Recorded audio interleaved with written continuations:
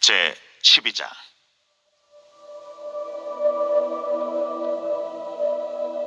모세가 구스 여자를 취하였더니 그 구스 여자를 취하였으므로 미리암과 아론이 모세를 비방하니라.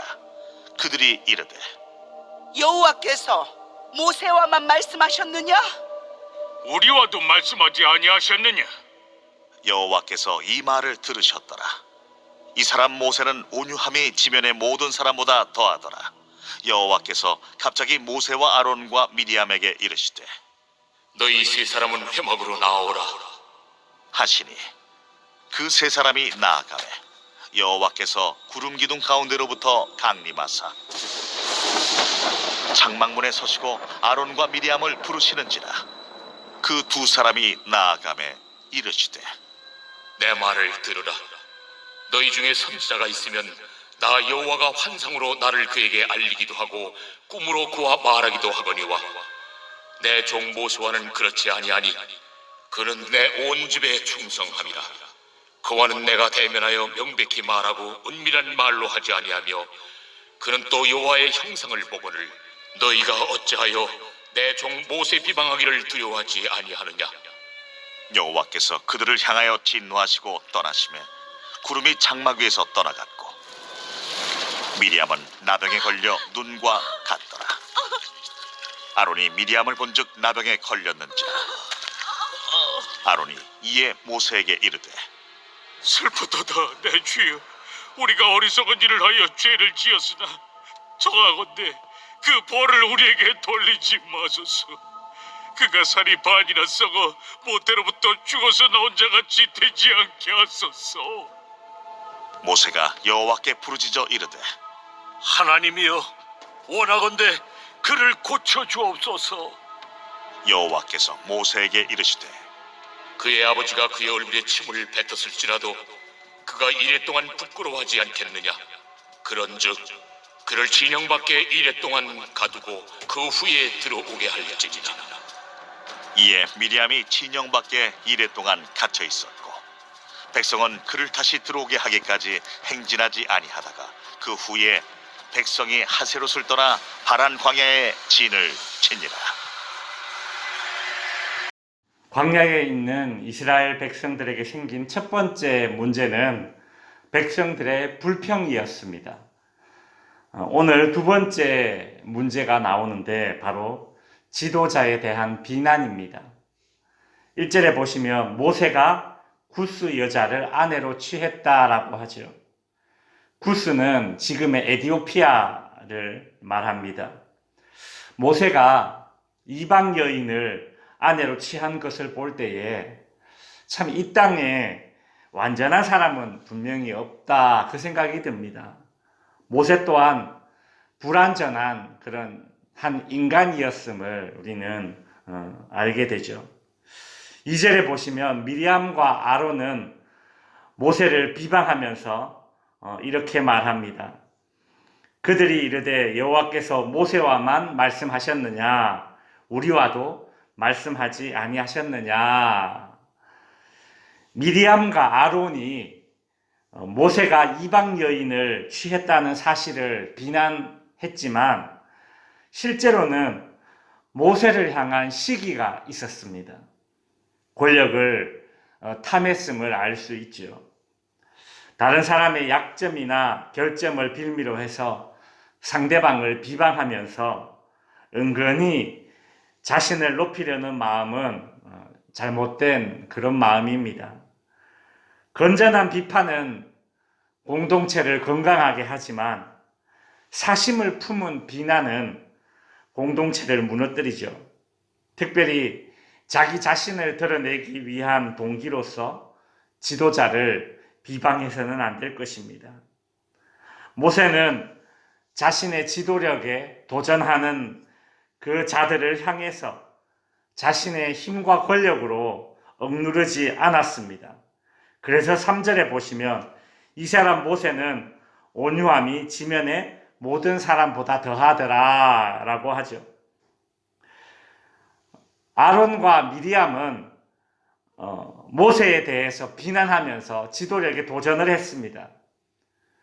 그런데 그런 모세는 3절에 어떤 사람이다라고 성경이 소개하느냐 하면 모세는 온유함이 지면의 모든 사람보다 더하다라고 하죠.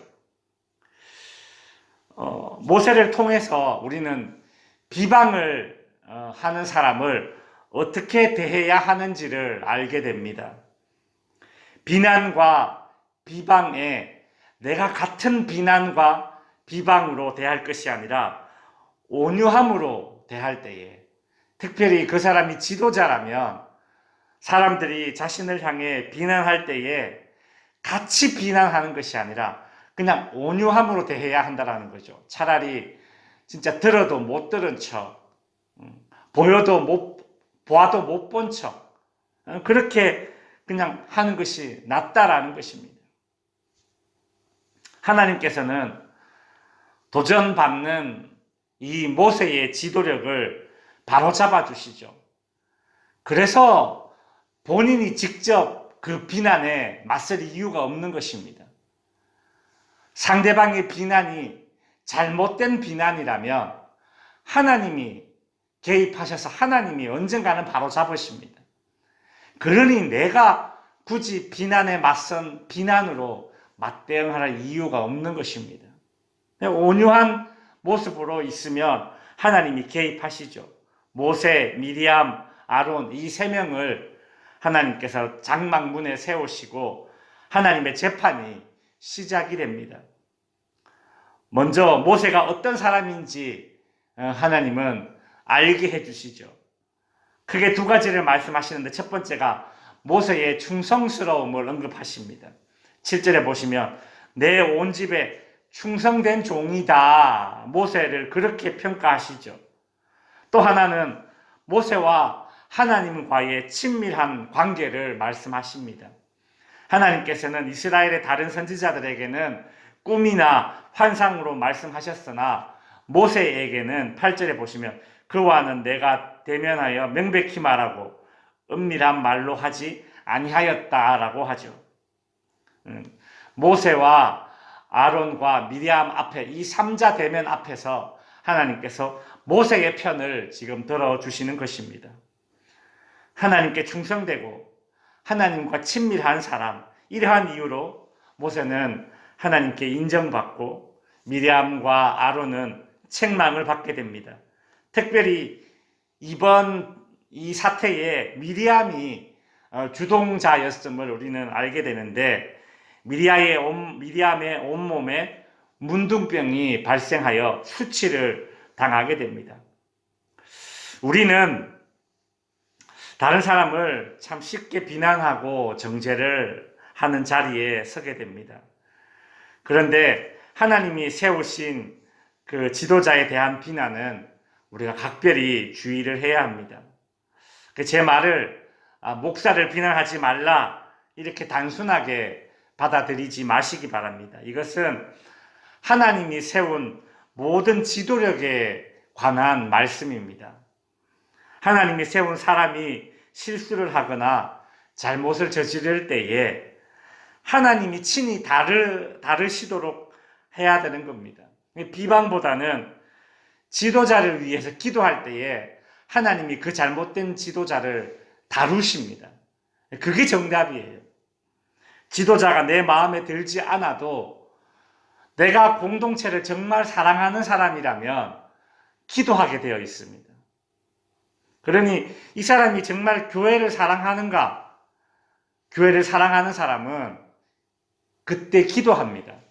그러나 교회를 사랑하지 않는 사람은 지도자의 잘못된 모습을 보고 비난을 합니다.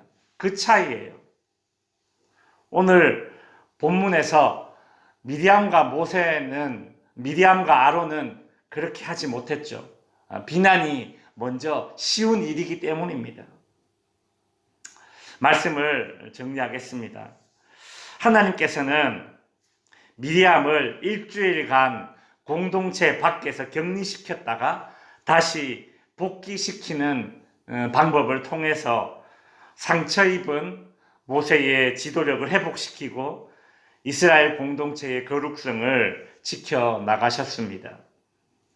비방하는 사람들과 비방을 듣는 사람들의 잘못된 대처가 비난으로 맞서는 것입니다. 올바른 선택은 무엇입니까? 비난에 온유함으로 맞서는 것입니다. 그래야 공동체가 더 큰 혼란을 겪지 않습니다. 성도 여러분, 인간의 연약함이 보일 때는 어떻게 해야 합니까? 공동체를 먼저 생각하십시오. 그래서 내가 이거 바로 잡아야 되겠다. 정의를 실천하는 마음이 정말 사랑에 기인한 것인지, 공동체를 사랑하는 마음에 기인한 것인지 되돌아보려면 기도의 자리에 먼저 나아가야 됩니다. 또한 오늘 본문에 나오는 모세의 모습을 통해서 가까운 사람들, 특별히 아론과 미리암은 모세의 형제 아닙니까? 그렇죠? 가까운 사람들을 향한 그런 비난과 비방을 우리가 정말 조심해야 되고, 특별히 가까운 사람들이 나를 향해 비난하고 비방할 때에 우리는 이 모세가 지닌 이 온유함으로 반응할 수 있는 저와 여러분이 될 수 있기를 주님의 이름으로 축원드립니다.